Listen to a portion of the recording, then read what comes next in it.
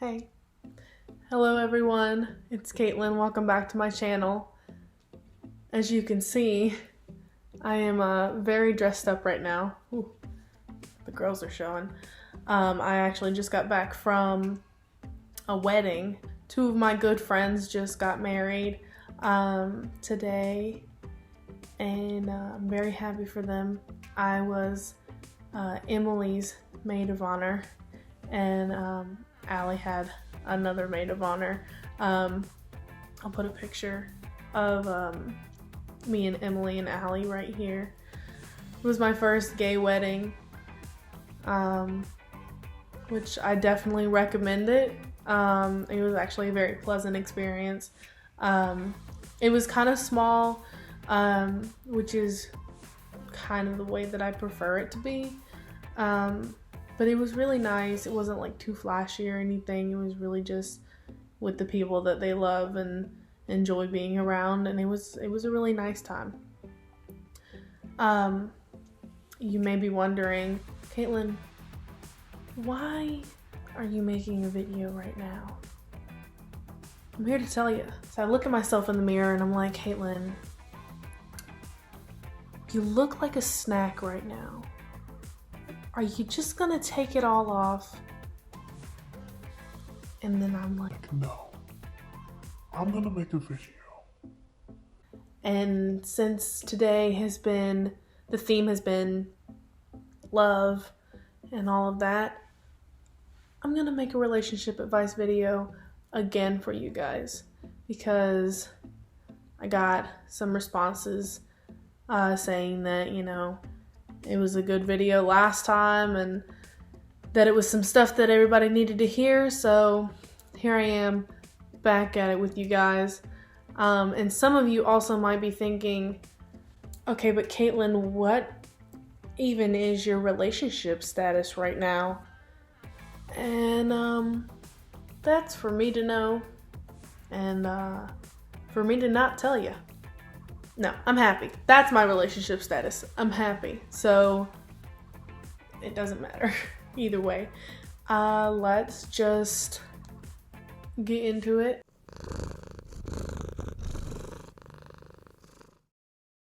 I'm just gonna try and list out like some key things in every relationship that you should have, just to start us out. Communication, definitely the highest on the list. Chemistry, trust, love, and obviously a mutual respect for each other. I'm not here to dog on you guys or anyone that might end up watching this video, because I've been there. I've been in those shitty relationships. I've let myself stay with not entirely shitty people, just in really toxic relationships. And I've been in like abusive relationships before, and it just doesn't work. But here I am spreading my wisdom from my experiences to you guys. If I missed anything, let me know in the comments down below. I really don't think so. I'm trying to keep the list short here because, I mean, a lot of different things go into those categories. So let's start with communication. I'm pretty sure everyone has always heard the same thing. Communication, like that's the biggest thing. I have been with several people that don't want to communicate, will not communicate.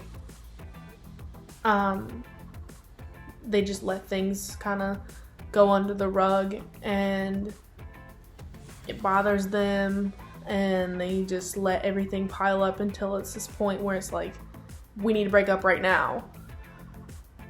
And I mean, I've never had a problem with communicating. I've always been a very outspoken person. If something bothers me, I will let you know. I'm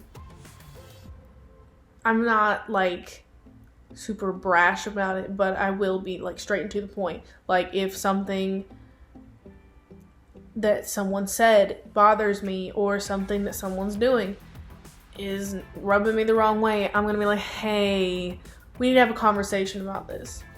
And if whoever you're with is not willing to have that conversation, or like when you do have the conversation, if they're not willing to work on it and like see your side of it and try to do something about it, that ain't it, chief. Like, just throw that one away. Time to start again. I mean, if you have problems in your communication, there are ways to go and fix it and to get through the problems, but it has to be a two-way street. You can't just have one person doing all of the talking and then the other person just like, okay, and then nothing happens. Because I've had that happen, and let me just say, we're not together anymore. Things would be bothering me, and he would just kind of act like he was listening, and it would never get fixed. And then it would just really bother me, so I would still keep talking about it, and they're just like, okay. And then the next day, same thing. There was another guy where it was literally like next hour it would be happening again. So that's why communication is the key. And if they're not willing to work on what you're communicating about, leave. I mean, it sounds really blunt, but we don't need to be wasting our time on people that aren't working out. If they're not doing the same amount of effort as you, then I mean, there's no point. So then we have our chemistry, which I feel like chemistry is kind of chemistry and communication. I don't know. Chemistry is kind of like the base of starting a relationship. If you work well together, you just mesh, kind of, I guess is the best way to say it.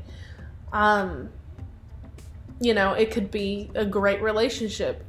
And usually if you have like a really good chemistry, the rest of the, I guess the qualities that a relationship should have will kind of come with it. Every relationship is obviously work, but with good chemistry, it shouldn't feel like a job, you know?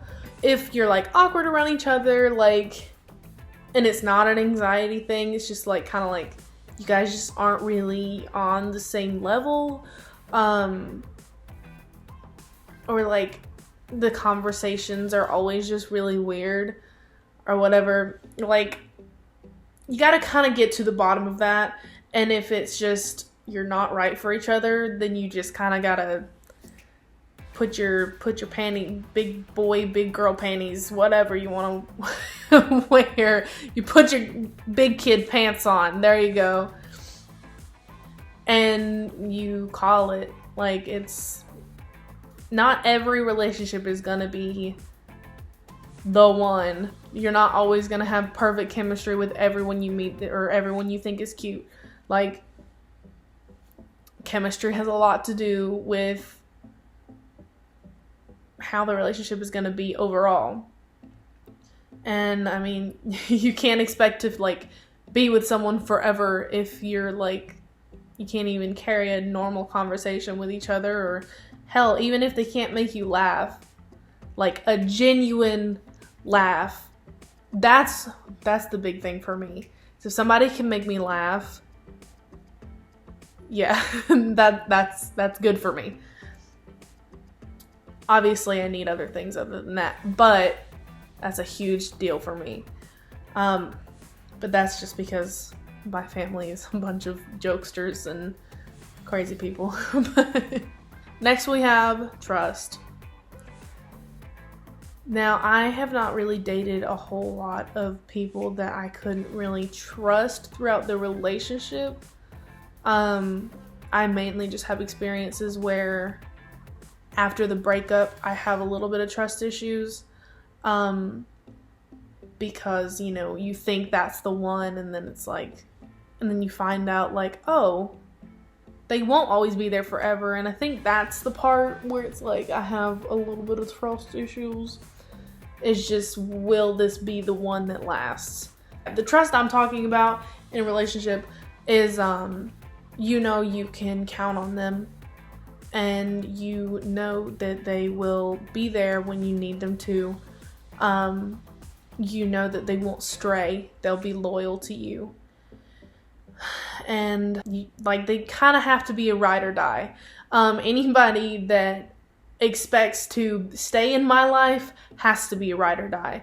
And I think that everyone should go by the same kind of standard. Like, say you go and you get hurt, like if you're in an accident and then you're in the hospital, if that person's not willing to be there by your side. I understand different things in the world don't permit somebody to just leave everything. I have work I have to be at. But if they're not there for you in any capacity at all, when you get out of the hospital, you need to be cutting it off. Or hell, cut it off while you're there. As long as you're not on some kind of life support, where they can just unplug you. But obviously you gotta make your own decisions on that. Make some good choices. But yeah, if you can't really trust them to be there in your darkest times, why would you trust them to be there in your good times? I had a guy, when my grandmother died, before I ever started YouTube, my grandmother died, and it was a pretty dark time for me. I don't want to think too hard about it. But the whole weekend, I really only had my siblings and my dad there with me. I'm not super close with my cousins or my aunts or uncles or anything anymore. So I really only had my siblings and my dad, because my mom was still in Texas because she had to hold down the fort and take care of the dogs and everything. And when I would come home at night, because I was living with him at the time, I would come home at night and he wouldn't be there. And he would go out with other females, actually. And I actually asked him specifically, I'm going through a really rough time right now. I know you can't go to the funeral with me. That's fine. But I really need you to stay home this weekend and be with me in the off times. And he's like, I understand, yeah. And then he was gone every night that weekend. Needless to say, we definitely broke up a few days later. And we were together for a year, I believe. But yeah, if they're not there through your darker times, it doesn't matter really what's going on. They should always be there. Unless you're being abusive to them, I don't understand why they wouldn't want to be there for you. And obviously, what everyone else is thinking right now is, if they're cheating on you and you can't trust them to stay away from whatever sex they're interested in, then see ya. Get out of here. I mean, if you're just paranoid, still, therapist, please.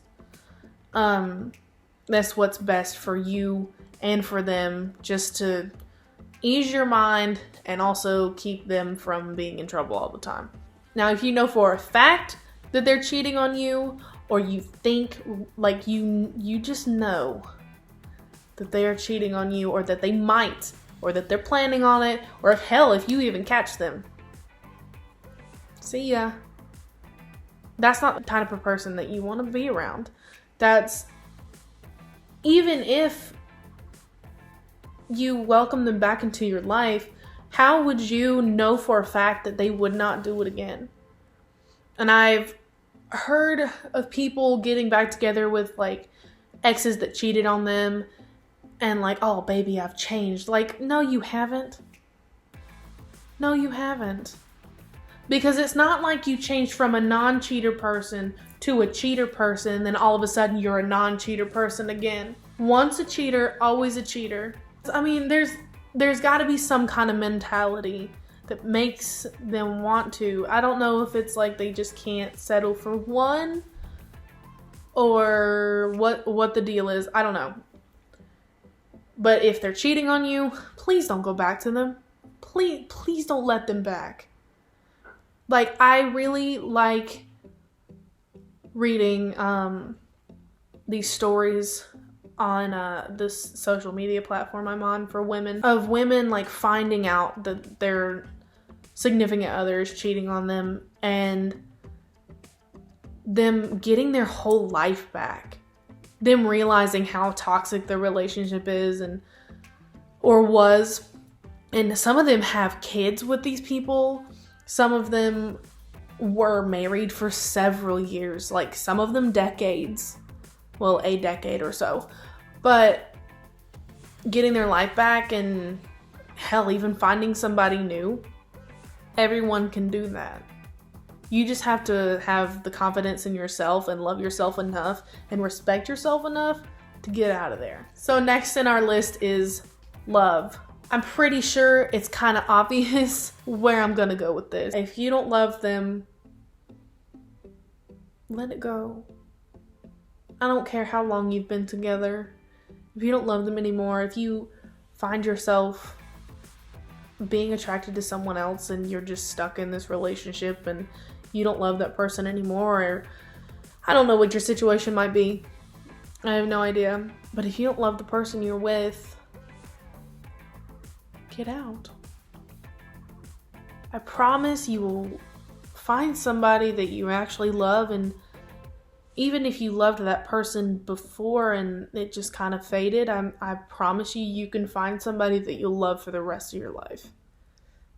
There's somebody out there for everyone, and if you don't love the one that you're with right now, then you haven't found the one that you're meant to be with yet.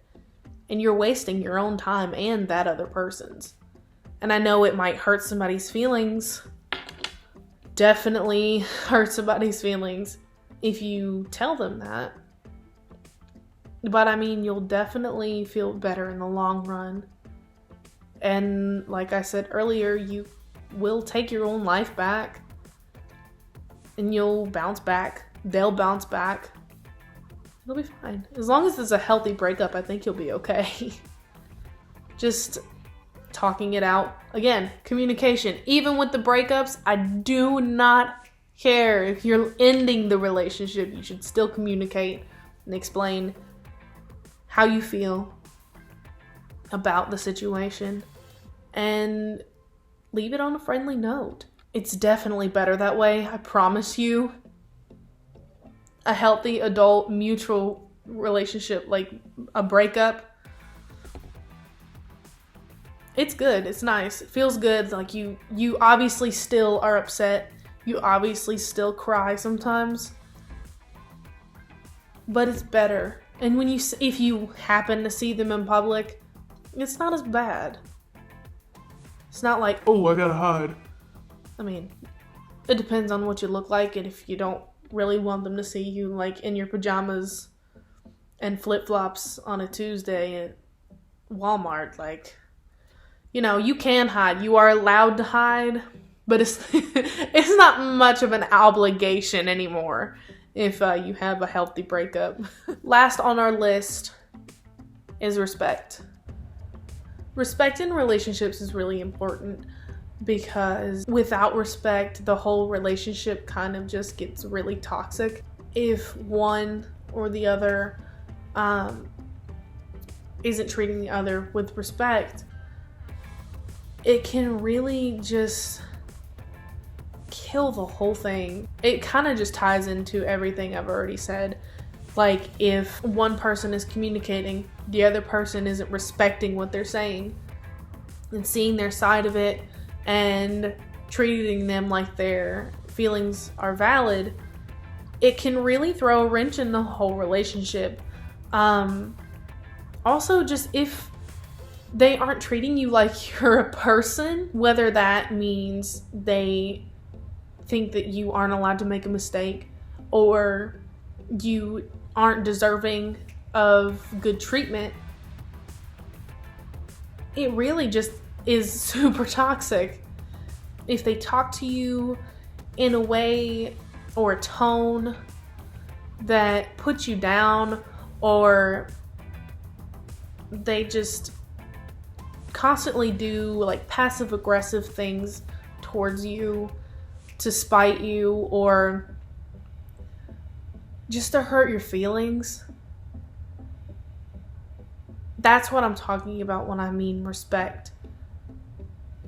They don't think that you are worthy of good treatment and healthy treatment, or like a healthy relationship.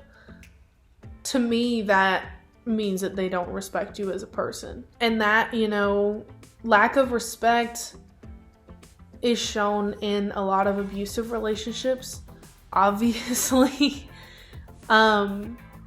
If they're pushing you around, they're hitting you, if they're calling you names, if they're just bad-mouthing you to your face or even behind your back,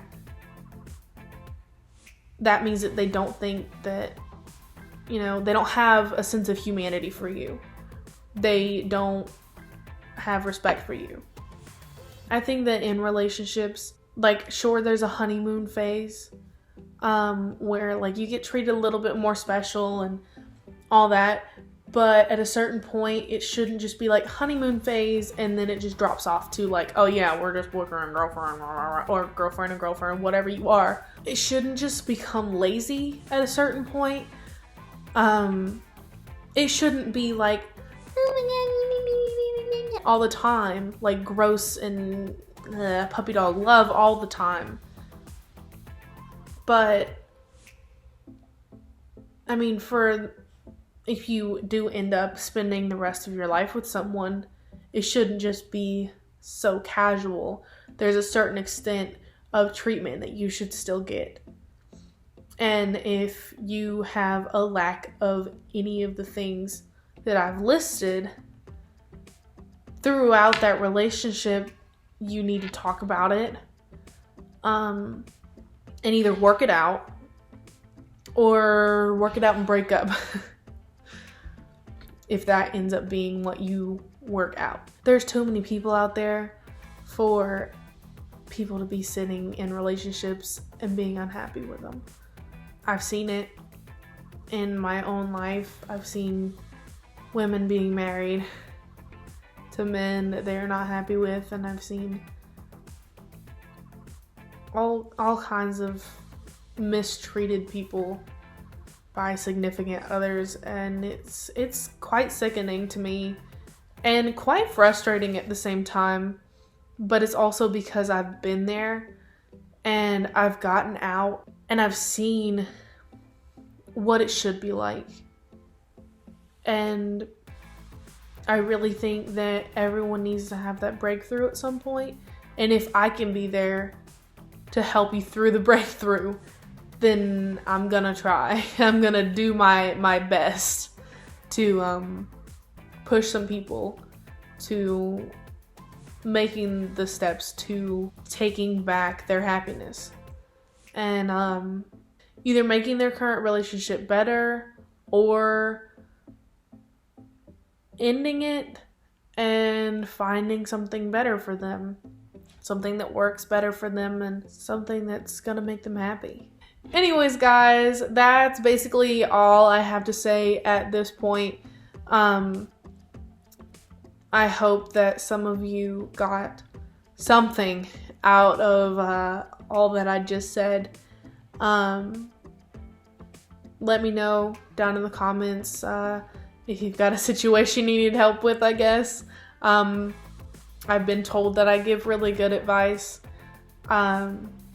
It's just, sticking to it, I guess. That's the problem with some of my friends. But I hope you guys enjoyed the video. Hope you guys got something out of it.